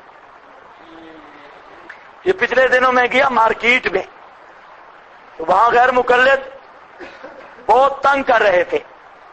یہ ہر دکان پہ، یہ نئی مارکیٹ پیچھے ترنول میں بنی ہے، وہاں ہمارے ساتھی ہیں، انہوں نے مجھے بتایا نہیں، کہتے آپ آ جائیں ویسے چائے پینے میں۔ ٹھیک ہے، تو چلا گیا میں، وہاں پر دیکھا تو ماشاءاللہ بزرگ آئے ہوئے تھے، تو میں ایسے بیٹھا تھا، چلا گیا، انہوں نے کہا پتہ نہیں کوئی دیہاتی آ گئی ہے، تو وہ پہچانتے نہیں تھے، تو گپ شپ شروع ہوئی۔ میں نے کہا کیا مسئلہ ہے؟ لمبی گفتگو تھی، اس کے چند اقتباسات یہ ہیں۔ انہوں نے کہا جی حدیث میں آتا ہے نا سلو کما رہے تو مونی اسلی، اس کا کیا معنی ہے؟ میں نے کہا اس کا معنی یہ ہے کہ غیر مقلدین پہ نماز فرض نہیں ہے۔ اب میری طرف دیکھتا ہے، کہتے یہ کیا؟ میں نے کہا ہاں اس حدیث کا معنی ہے کہ غیر مقلدوں پہ نماز فرض نہیں۔ کہتے وہ کیسے؟ میں نے کہا وہ ایسے کہ جہاں پر فرمایا کہ جیسے تم مجھے نماز پڑھتا دیکھو، تم نے نبی پاک کو نماز پڑھتے دیکھا ہے؟ کہتے ہیں نہیں۔ تو میں نے کہا پھر تم پہ فرض نہیں ہے نا۔ کما رہے تو منہ نہیں، کہتے ہیں صحابہ نے خود دیکھا تھا۔ میں نے کہا تو صحابہ سے ہے، صحابہ نے دیکھا تو تو صحابی ہے، صحابہ سے۔ تو میں نے تعجب سے اسے پوچھا تو صحابی ہے؟ اب شرمندہ ہو گیا، کہتے ہیں نہیں ہمیں بھی حکم ہے۔ میں نے کہا بچوں اس کا نام فقہ ہے، اس کا نام فقہ ہے، ہمیں بھی حکم۔ کیا مطلب؟ بالاصالت تو صحابہ کو حکم ہے اور بالتبع پوری امت کو حکم ہے۔ یہ بالاصالت بالتبع اسی کا نام درایت اور فقہ ہے۔ تو ہے غیر مقلد، جب تک غیر مقلد رہے گا تو تجھ پہ نماز فرض نہیں۔ نماز فرض ہے مسلمانوں پہ جب تک تو غیر مقلد رہے گا۔ اور بھی بڑی باتیں ہوئی، تو یہ اکثر حدیث پڑھتے ہیں اذا رہے تو کما رہے تو مونی اسلی، سلو کما رہے تو مونی اسلی، نماز پڑھو جیسے مجھے پڑھتے دیکھو۔ ان کو کہا تم پہ فرض ہی کوئی نہیں ہے کیونکہ تم نے نبی پاک کو دیکھا نہیں۔ کہیں گے صحابہ نے دیکھا، اس سے پوچھو تو صحابی ہے؟ یہ چونکہ نہیں کرنے دیں گے، چونکہ سے پہلے ہی بریک ہے۔ ہاں بھائی، تو ہم کہتے ہیں آؤ، لوگوں کو کہتے ہو نبی والی نماز یا حنفیوں والی نماز؟ آؤ ذرا دیکھو پیغمبر کی نماز کیا ہے۔ اللہ منا صلاتنا، اللہ کا نبی نماز سکھلا رہا ہے صحابہ کو، اور کہتے کیا ہے کہ جب امام قرات شروع کرے ان سے تو تم خاموش ہو جاؤ۔ یہ نماز پیغمبر ہے، نبی کی سکھلائی ہوئی نماز ہے۔ اب ہم اس کے مد مقابل غیر مقلدین کو کہتے ہیں ایک حدیث لاؤ جس کا یہ مطلب ہو، صحابی کہے کہ اللہ کے محبوب نے ہمیں نماز سکھلائی اور آپ نے فرمایا اذا قرأ فقرؤ، جب امام پڑھے تو تم بھی ساتھ ساتھ چکی رکھو، فقرؤ تم بھی پڑھو۔ ایک حدیث لاؤ، ہم دکھاتے ہیں نماز نبی پاک سکھا رہے ہیں اور کہتے کیا ہے جب امام پڑھے تو تم خاموش ہو جاؤ، تم اس کے مد مقابل لاؤ اذا قرأ فقرؤ۔ اور نمبر 3، ہم وہ حدیث پڑھ رہے ہیں جس میں امام کی بات ہے، قرات کی بات ہے، مقتدیوں کی بات ہے، تینوں باتیں آ گئی، اور تم لاؤ اور اس کی سند پر محدثین کا اجماع امام مسلم نقل کر رہا ہے۔ ہم کہتے ہیں اجماع چھوڑو، صرف ایک حدیث باسند صحیح ایسی پیش کرو کہ جس کا مطلب یہ ہو کہ امام کے پیچھے اگر مقتدی فاتحہ نہ پڑھے، قرات نہ کرے، مقتدی کی نماز باطل نہیں ہوتی۔ فاتونی ایتونی، لے آؤ ایک حدیث لاؤ۔ لیکن وہ بھاگیں گے ابو داؤد میں، ابو داؤد میں چاچا کھڑا ہے محمد بن اسحاق، ابو داؤد کی سند میں چچا ہے محمد بن اسحاق جو دجال من الدجاجلہ، کذاب، قدری اور اہل بدعت کا ٹولے کا۔ تو ہم کہتے ہیں اب دیکھو لاؤ حدیث، اور بخاری کرتے ہو۔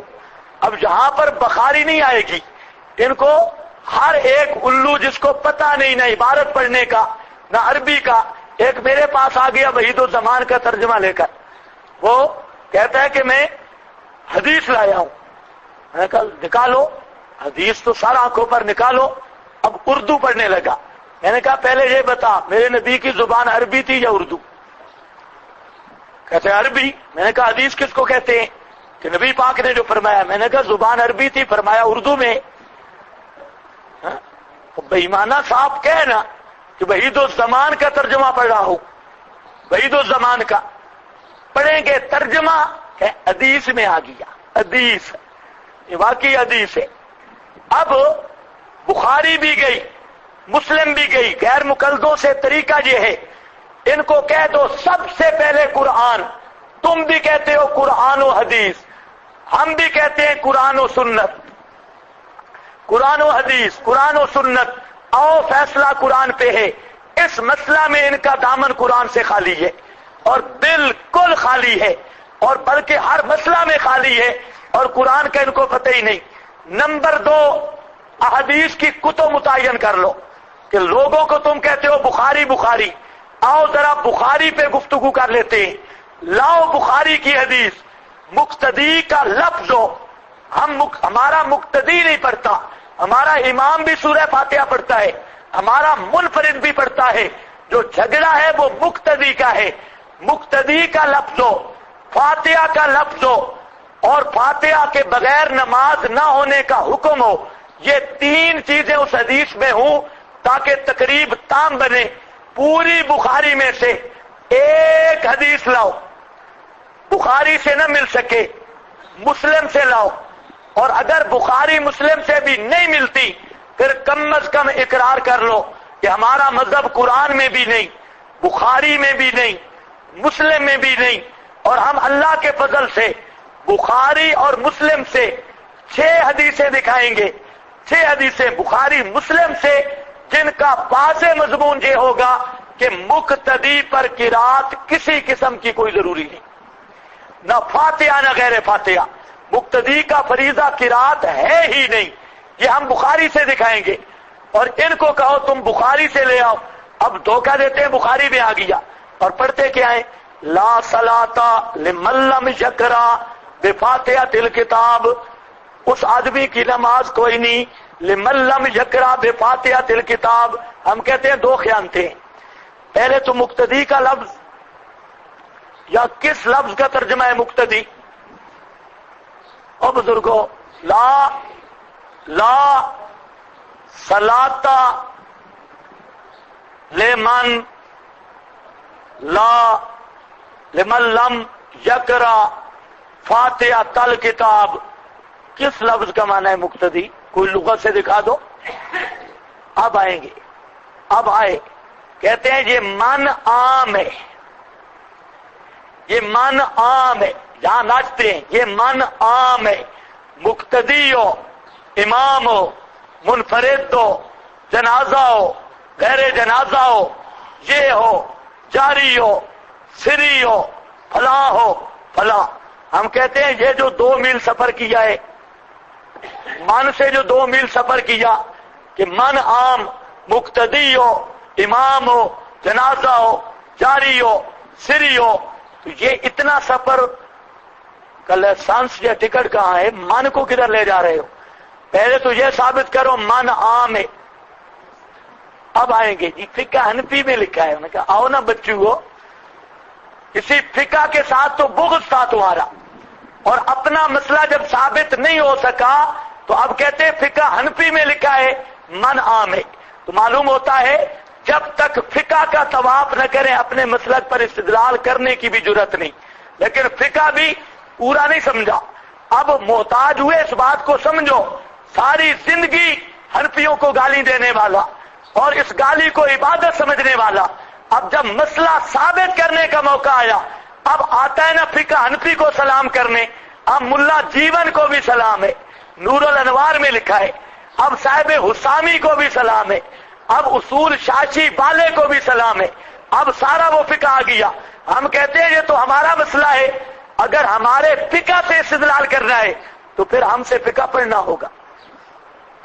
یہ مولوی زبیر علی زئی نے ایک دفعہ چیلنج کیا تھا حضروں میں کہ میں فقہ حنفی پہ مناظرہ کرتا ہوں، تو میں نے کہا بالکل ٹھیک، اس سال ہم دورہ حدیث پڑھ رہے تھے، تو میں نے کہا بالکل ٹھیک، فقہ حنفی پہ مناظرہ ہے، لیکن مولوی زبیر علی زئی کو پیغام دیا، یہ میرا شاگرد بھی تھا، ایسے اللہ بہترین شاگرد دی ہے، نامیر اس نے میرے پاس پڑھی ہے اس دوران، تو بہرحال تو میں نے اسے پیغام بھیجا وہ کہتے ہیں قاری صاحب، قاری چند محمد صاحب دامت فجوزم، ان سے مناظرہ کروں گا۔ میں نے کہا قاری صاحب بہت بڑے ہیں، میں ان کا شاگرد ہوں، مناظرہ میں کروں گا۔ اور مناظرہ کس طرح ہوگا؟ فقہ حنفی پہ ہوگا، لیکن میں ہدایہ کا امتحان لوں گا۔ اگر ہدایہ کا امتحان میں تو ہو گیا پاس، مناظرہ کریں گے، اور اگر تو کہے گا قاری صاحب، تو قاری صاحب کو بھی بٹھا دیں گے، لیکن امتحان میں لوں گا ہدایہ کا۔ اور اگر ہدایہ کا تو امتحان میں ہو گیا فیل، تو جبلا تجھے فقہ آتے ہی نہیں، اعتراض کرنے کا حق کیسے رکھتا ہے؟ اعتراض تو وہ کرے جسے فقہ آئے، تو ایک آدمی کو فقہ آتے ہی نہیں، آج بھی یہ کہتے ہیں جی ہم فقہ پہ مناظرہ کرتے ہیں، تو ہم ان کو سب کو اعلان عام ہے، ہم نے ہر جگہ پہ کہا کہ ہم فقہ پہ مناظرہ کرتے ہیں، لیکن ایک شرط ہے، پہلے فقہ کا امتحان ہوگا، تمہیں فقہ آتا بھی ہے یا نہیں۔ اور ہدایہ ثالث میں جب یہ روسی ٹریکٹر پھنس جائے گا تو اس کا دادا بھی نہیں نکال سکتا۔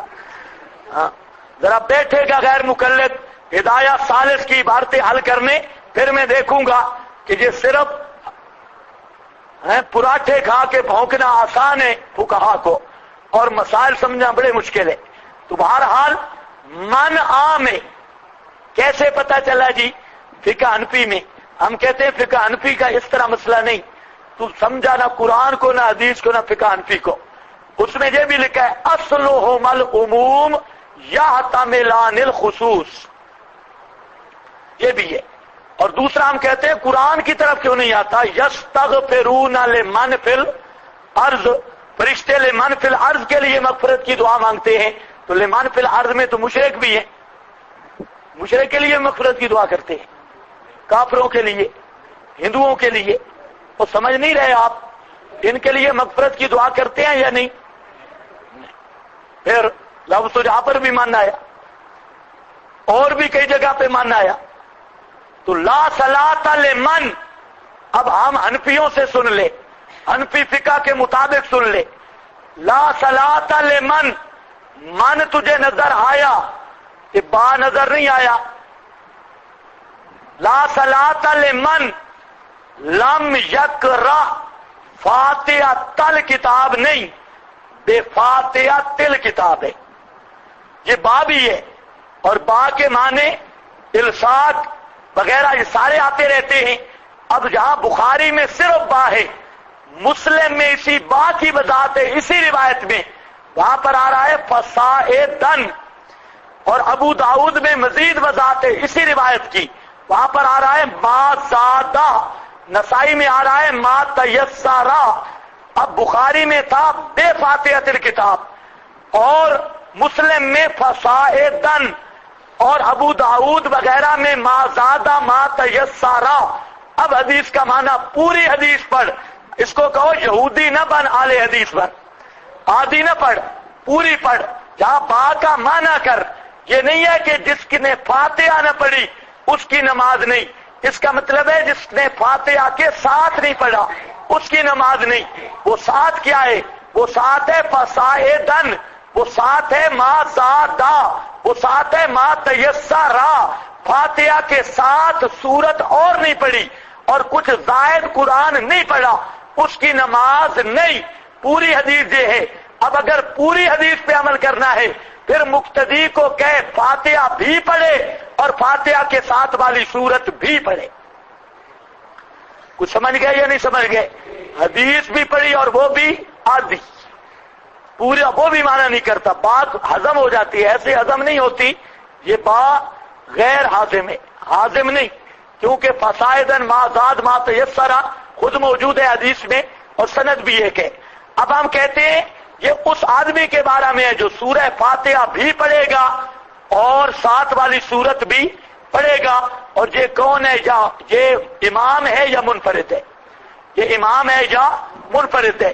اس لیے اسی روایت کو ترمذی میں جب نقل کیا تو حضرت جابر بن عبداللہ انصاری رضی اللہ تعالیٰ عنہ، حضرت جابر کہتے ہیں ھذا اذا کان وحدہ، یہ حدیث اس کے بارے میں ہے جو منفرد ہو۔ اب ذرا دیکھتے ہو حنفیوں کے دلائل کا اندازہ کرتے ہو۔ ہم نے آیت پیش کی، تفسیر کس سے پیش کی؟ حدیث سے۔ اب بزرگوں کی حدیث جو وہ دلیل کے طور پہ پیش کرتے ہیں، ہم نے دو کام کیے. ایک تو یہ ہے کہ اس حدیث کی تفسیر بھی کس سے کی؟ حدیث سے. تفسیر الحدیث بالحدیث، اپنی طرف سے کوئی بات نہیں. اور دوسرا، وہ حدیث کا محل کون بنتا ہے وہ ہم نے پیش کیا حضرت جابر بن عبداللہ انصاری صحابی سے. سمجھ رہے ہو کہ نہیں سمجھ رہے؟ ھذا اذا کان وعدہ. اچھا، اسی روایت کا دوسرا راوی ہے حضرت سفیان ابو داؤد میں سفیان کہتے ہیں ھذا اذا کان وعدہ، یہ اکیلے آدمی کے لیے. جابر بن عبداللہ انصاری بھی کہتے ہیں اکیلے آدمی کے لیے، اور راوی سفیان بھی کہتا ہے اکیلے آدمی کے لیے. جو حدیث محدث بیان کر رہے ہیں وہ کہتے ہیں منفرد کے لیے، اور یہ بدھو کمپنی کہتی ہے نہیں، یہ مقتدی کے لیے، اس کو بھی شامل ہے. اب اس سے بڑھ کر بات کرتا ہوں. بخاری میں سوائے اس دھوکے کے کوئی دلیل نہیں، بالکل نہیں. ان کو کہو بخاری سے نکالو، ہم دکھا دیں گے. آدمی ہے رکوع میں شامل ہوا، رکوع کی نماز میں جو شامل ہوا، رکوع کے اندر تو اس نے فاتحہ پڑھی تھی. رکوع میں شامل ہونے والا رکوع میں شامل ہوا اور اس کی رکعت کو رکعت شمار کیا گیا، تو معلوم ہوتا ہے مقتدی پر فاتحہ نہیں. اور بخاری کی حدیث کہتی ہے اذا قال الامام غیر المغضوب علیہم، یہ سورہ یاسین کے لفظ ہے نا. اذا قال الامام غیر المغضوب علیہم ولا الضالین، جب امام یہ لفظ کہے غیر المغضوب علیہم فقولوا آمین، مقتدیو تم نے آمین کہنی ہے. امام نے کیا پڑھنا ہے؟ غیر المغضوب علیہم، یہ امام نے پڑھنا ہے، اور تم نے کیا کہنی ہے؟ قولوا آمین. اور یہ دو طرح سے ہمارا مستدل ہے. ایک تو بخاری کی اس حدیث میں وظیفہ مقرر ہو گیا، امام کا وظیفہ، اور وہ قرات کرنا ہے قال الامام. اور دوسرا اذا قال القاری امن القاری، قاری باعث کا صیغہ ہے، یہ بخاری مسلم میں اذا امن القاری امنو، جب قاری آمین کہے تم بھی آمین کہو. تو اب قاری کون ہوتا ہے؟ پڑھنے والا. اگر مقتدی بھی پڑھ رہے ہیں تو پھر اس تقسیم کا کیا مطلب ہے؟ اذا امن القاری، جب قاری آمین کہے تو تم بھی آمین کہو. یہ حدیث بھی صاف بتاتی ہے، کچھ کھوپڑی صحیح ہو، کہ قرآن فاتحہ پڑھنے والا قاری ایک ہوگا اور آمین کہنے والے جو زیادہ ہوں گے، یہ بھی صاف ہے حدیث. اور اذا قال الامام غیر المغضوب، یہ بھی بخاری مسلم کی حدیث ہے، اس وقت آمین کہو. اور آپ نے پڑھ لیا قد اجیبت دعوتکما، ایک پڑھے دوسرا آمین کہے تو دونوں اس پڑھنے میں شریک ہے. ایک کہے دوسرا آمین کہے تو دونوں اس پڑھنے میں شریک ہے. اسی کو نبی پاک صلی اللہ علیہ وسلم نے بیان کیا من کان لہو امام فقراۃ الامام لہو قراءۃ. حضرت جابر بن عبداللہ انصاری راوی ہے، کہتا ہے من کان لہو امام، جس کا امام ہو فقراۃ الامام لہو قراءۃ، تو امام کا پڑھنا اس کا پڑھنا ہے. کیوں؟ اذا امن القاری فامنوا، اذا قال غیر المغضوب علیہم فقولوا آمین. تو معلوم ہوتا ہے کہ مقتدیوں نے آمین کہنی ہے، امام نے سورہ فاتحہ پڑھنی ہے، اور جو ایک پڑھے دوسرا آمین کہے قد اجیبت دعوتکما، دونوں اس فعل میں شریک ہوتے ہیں. اس بنیاد پہ نبی پاک نے فرمایا من کان لہو امام فقراۃ الامام لہو قراءۃ. پتہ نہیں اللہ کرے آپ کو سمجھ آ گئی ہو، ترتیب نہیں سمجھ آئی، پرانی باتیں ہیں نا ذہن میں. بخاری سے ہم نے کیا استدلال کیا؟ وظیفے کی تقسیم. امام نے کیا کہنا ہے؟ کرنا ہے فاتحہ پڑھنی ہے، اور مقتدیوں نے کیا پڑھنا ہے؟ آمین کہنی ہے. ایک اب جو ایک پڑھے اور دوسرا آمین کہے تو دونوں اس فعل میں شریک ہیں. اس کی دلیل قد اجیبت، حضرت موسیٰ دعا کر رہے تھے، ہارون آمین کہہ رہے تھے، قد اجیبت دعوتکما، دونوں کی دعا شمار ہوئی. تو اب اگر ہمارا استدلال جہاں پر بھی تام ہے، لیکن ہم اور آگے بڑھتے ہیں. ہم کہتے ہیں خود نبی پاک نے متعین کر دیا کہ من کان لہو امام فقراۃ الامام لہو قراء، جس کا امام ہو، امام کی قراءت مقتدی کی قراءت ہے. کیوں؟ امام نے پڑھنی ہے فاتحہ اور مقتدی نے کہنا ہے آمین. وہ سمجھ گئے یا نہیں سمجھ گئے؟ اس کے بعد انہوں نے یہ جو ہے حضرت جابر بن عبداللہ کی روایت، اس کی 20 سندیں ہیں، 20 سندیں، 19 سندیں ضعیف ہیں. دیکھو ہم بات پوری کرتے ہیں. 19 سندیں اس کی ضعیف ہے، لیکن ایک سند بالکل صحیح ہے. احمد ابن منی محدث کی مسند سے بالکل صحیح سند کے ساتھ، اور صرف ہم نہیں کہتے، غیر مقلدین کا بڑا بابا البانی وہ بھی لکھ گیا ہے سندہ صحیح. یہ سند جو احمد ابن منی محدث کی مسند سے نکل کی وہ آئے گی. ارواء الخلیل ہے، علامہ البانی کی کتاب ارواء الخلیل، اس میں صاف لکھتا ہے کہ یہ روایت کی یہ سند بالکل صحیح ہے حضرت جابر بن عبداللہ صحابی تک. اب ذرا آپ اندازہ کر لیں کہ بخاری مسلم کی 2 حدیثیں، اس پر محاکمہ قرآن سے اور پھر تائید حدیث سے، اور قرآن کا بھی کوئی انکار نہیں کر سکتا، بخاری مسلم کی حدیث کا بھی نہیں کر سکتا، اور اوپر جو محاکمہ ہوا ہے من کان لہو امام، وہ بھی پورا فیصلہ ہو گیا کہ امام کی قرات مقتدی کی قرات ہے. کیا سمجھے ہو؟ یہ کچھ سمجھ آتی ہے بات؟ اس کے علاوہ انشاءاللہ پوری کثرت کے ساتھ دلائل اصل مسئلہ میں بیان کروں گا. وہاں پر صاف آئے گا فَانْتَهَ النَّاسُ عَنِ الْقِرَاءَةِ مَعَ رَسُولِ اللَّهِ. لوگ آپ نے نماز پڑھائی تو نماز کے بعد آپ نے مقتدیوں کی طرف چہرہ کر کے پوچھا حَلْ قَرَأَ أَحَدٌ مِّنْكُمْ مَعِيَ، کیا تم میں سے کسی نے میرے ساتھ قرات کی ہے؟ قام رجل، ایک آدمی کھڑا ہوا، ایک آدمی. سارے صحابہ موجود ہیں لیکن پڑھنے والا کتنے آدمی کھڑے ہوئے؟ اور وہ بھی رجل نکرہ، کوئی دیہات سے آیا ہوا تھا یا کیا تھا؟ رجل، ایک کھڑا ہوا. اس نے کہا جی میں نے پڑھا. آپ نے فرمایا ما لیا اناضہ القرآن، کیا ہو گیا؟ میں سوچ رہا تھا کہ میرا حق چھینا جا رہا ہے، کہ حق چھینا جا رہا، حق امام کا قرات ہے اور مقتدی کیوں پڑھے؟ حق چھینا جا رہا ہے. اس پر ابو ہریرہ رضی اللہ تعالیٰ عنہ فرماتے ہیں فَانْتَهَ النَّاسُ عَنِ الْقِرَاءَةِ مَعَ رَسُولِ اللَّهِ، ابو داؤد شریف، فَانْتَهَ النَّاسُ اور نسائی شریف، رک گئے لوگ قرات کرنے سے مع رسول اللہ صلی اللہ علیہ وسلم، رسول اللہ صلی اللہ علیہ وسلم کے ساتھ لوگ قرات کرنے سے رک گئے. فَانْتَهَ النَّاسُ، یہ کون رک گئے؟ تھک تو نہیں گئے؟ کون رک گئے؟ فَانْتَهَ النَّاسُ عَنِ الْقِرَاءَةِ مَعَ رسول اللہ، لوگ قرات کرنے سے رک گئے. اب اس سے بڑی دلیل کیا ہو؟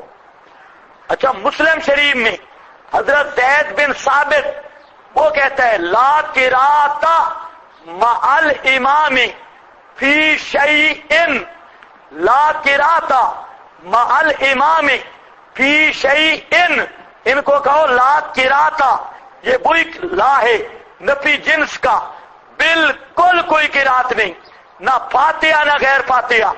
لا قراءۃ مع الامام، امام کے ساتھ، فی شیء، یہ مسلم ہے.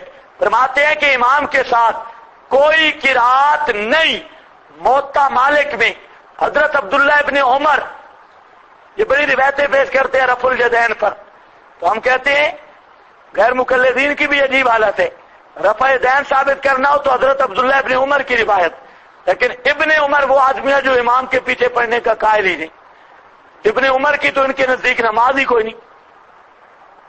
پھر ایسے صحابی کی پیش کریں جس کی نماز تو ہو. تو موطا مالک میں صحیح سند کے ساتھ ابن عمر کا قول فرماتے ہیں کہ لا صلاۃ لمن لم یقرأ بفاتحۃ الکتاب الا ان یکون وراء الامام، اس آدمی کی کوئی نماز نہیں جو فاتحہ نہ پڑھے الا ان یکون وراء الامام.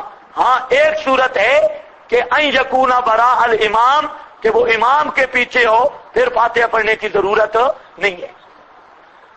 وہ سمجھ رہے ہو یا نہیں سمجھ رہے؟ لیکن اصل مستدل کیا ہے ہمارا؟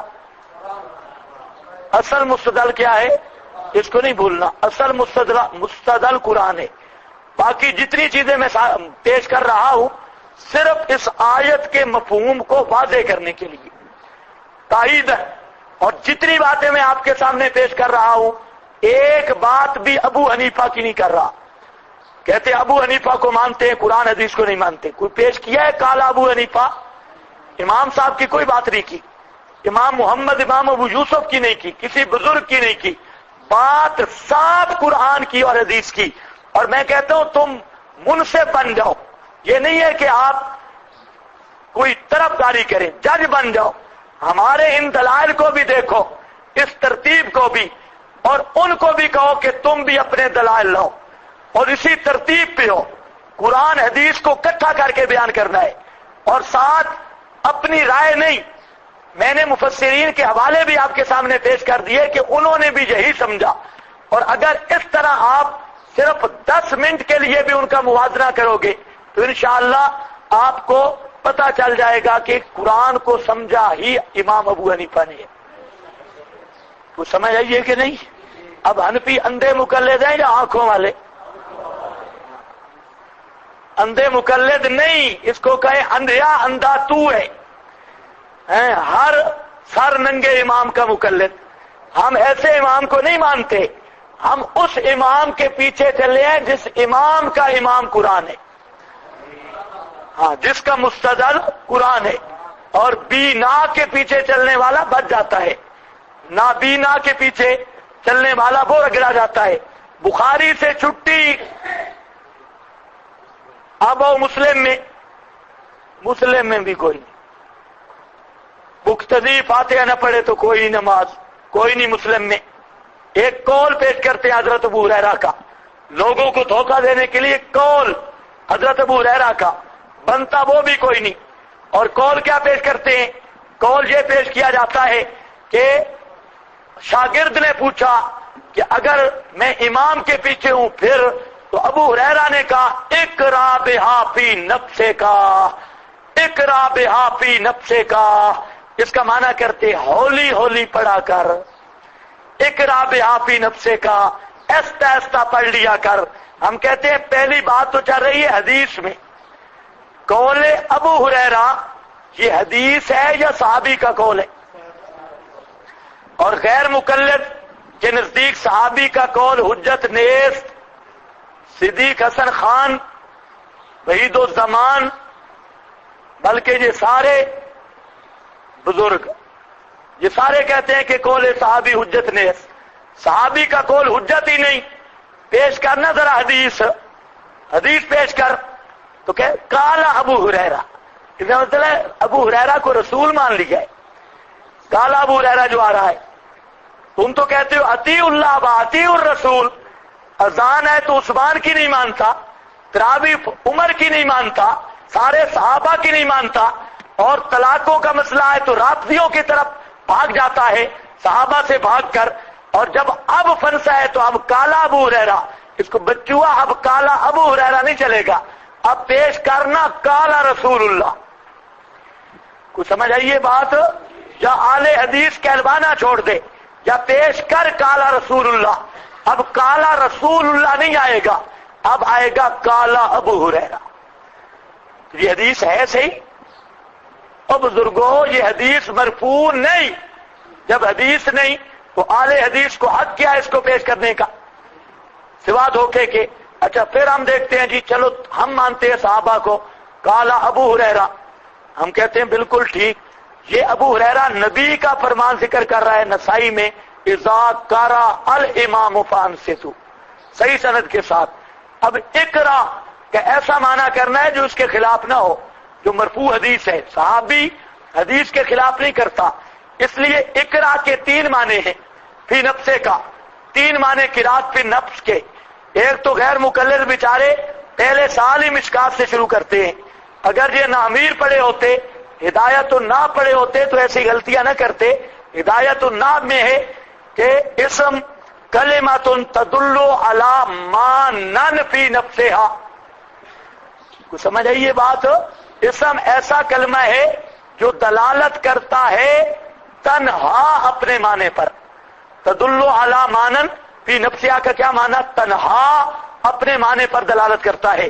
تو جہاں اقرا بہا فی نفسہ کا، اس نے پوچھا اگر امام کے پیچھے ہوں تو فرمایا وہ تو حکم آ گیا اکیلا ہوا کر تو نماز فاتحہ پڑھ لی کر.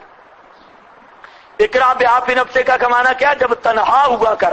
اور تنہائی والا معنی کافیہ میں، ہدایت الناب میں اور ان سب کتابوں میں موجود ہے. شرح جامی میں بھی.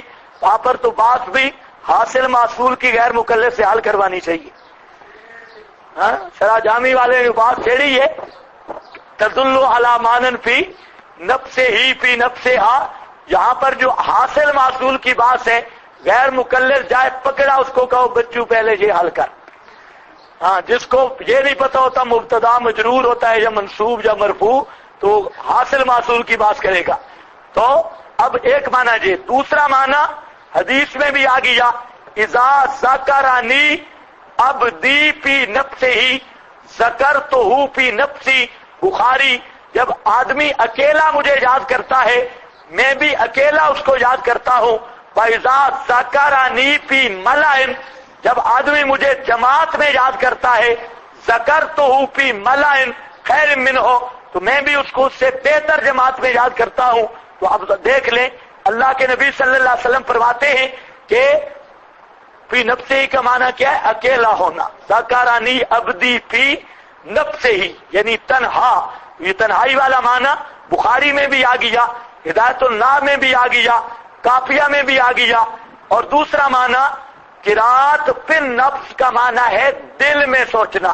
جیسے بخاری میں ہے اذا طلق الرجل فی نفسہ، جب ایک آدمی دل میں طلاق کہے طلاق واقع نہیں ہوگی.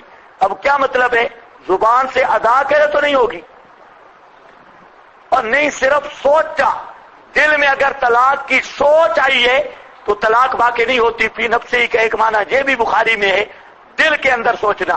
تو اب مسئلہ یہ ہے اقرا بہا فی نفسہ کا. تو ابو ہریرہ کہہ رہے ہیں کہ دل میں سوچا کر، فاتحہ پر غور کیا کر. یہ نہیں ہے کہ ایستا ایستا پڑھا کر. یہ پڑھے والا معنی اپنا ہے.